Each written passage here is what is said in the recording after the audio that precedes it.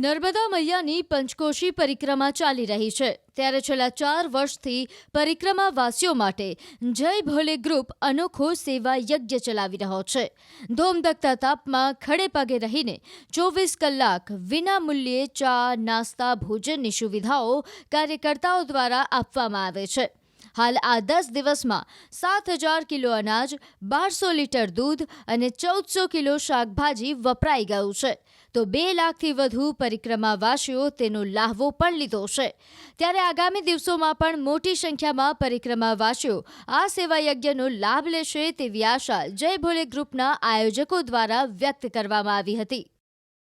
અમે આ ત્રીજી વખત આવ્યા છે અને અમને ઘણો જ સારો અનુભવ થયેલો છે।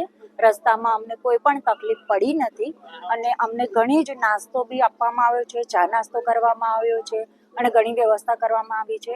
કોઈને રસ્તામાં કોઈ જ પણ તકલીફ પડી નથી અને બહુ જ સારી વ્યવસ્થા કરવામાં આવી છે। હા, અમે 21 કિલોમીટર ચાલીને આવ્યા છે। ચાલીને આવ્યા, થાક તો લાગ્યો જ છે, પણ હવે માં નર્મદાના દર્શને આવ્યા છીએ એટલે થાક ઘણો ઉતરી ગયો છે।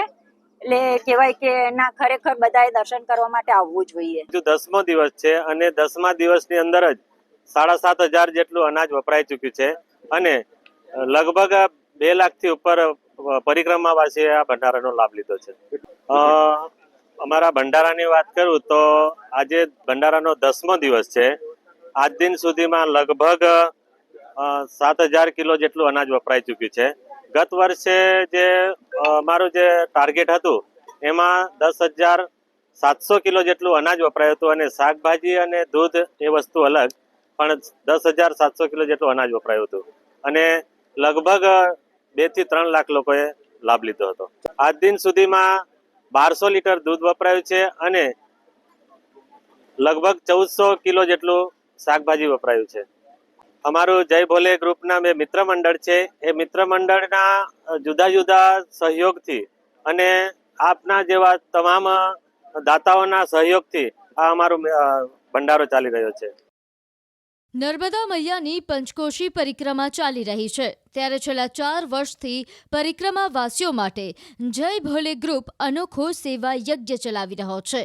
ધોમધકતા તાપમાં ખડે પગે રહીને 24 કલાક વિનામૂલ્યે ચા નાસ્તા ભોજનની સુવિધાઓ કાર્યકર્તાઓ દ્વારા આપવામાં આવે છે।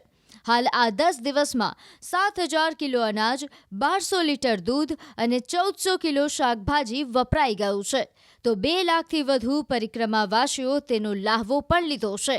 ત્યારે આગામી દિવસોમાં પણ મોટી સંખ્યામાં પરિક્રમાવાસીઓ આ સેવા યજ્ઞનો લાભ લેશે તેવી આશા જય ભોલે ગ્રુપના આયોજકો દ્વારા વ્યક્ત કરવામાં આવી હતી।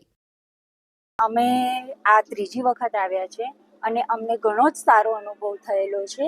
રસ્તામાં અમને કોઈ પણ તકલીફ પડી નથી અને અમને ઘણી જ નાસ્તો બી આપવામાં આવ્યો છે, ચા નાસ્તો કરવામાં આવ્યો છે અને ઘણી વ્યવસ્થા કરવામાં આવી છે। કોઈને રસ્તામાં કોઈ જ પણ તકલીફ પડી નથી અને બહુ જ સારી વ્યવસ્થા કરવામાં આવી છે।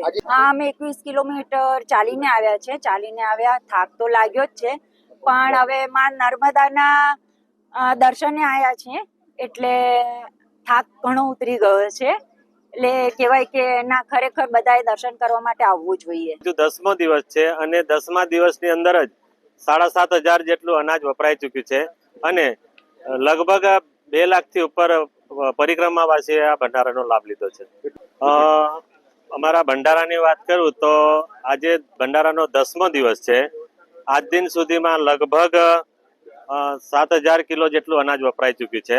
ગત વર્ષે જે અમારું જે ટાર્ગેટ હતું એમાં 10,700 કિલો જેટલું અનાજ વપરાયું હતું અને શાકભાજી અને દૂધ એ વસ્તુ અલગ, પણ 10,700 કિલો જેટલું અનાજ વપરાયું હતું અને લગભગ 2 થી 3 લાખ લોકોએ લાભ લીધો હતો।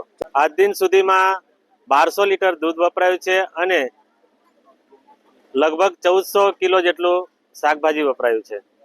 અમારું જય ભોલે ગ્રુપના બે મિત્ર મંડળ છે, એ મિત્ર મંડળના જુદા જુદા સહયોગથી અને આપના જેવા તમામ દાતાઓના સહયોગથી આ અમારો ભંડારો ચાલી રહ્યો છે।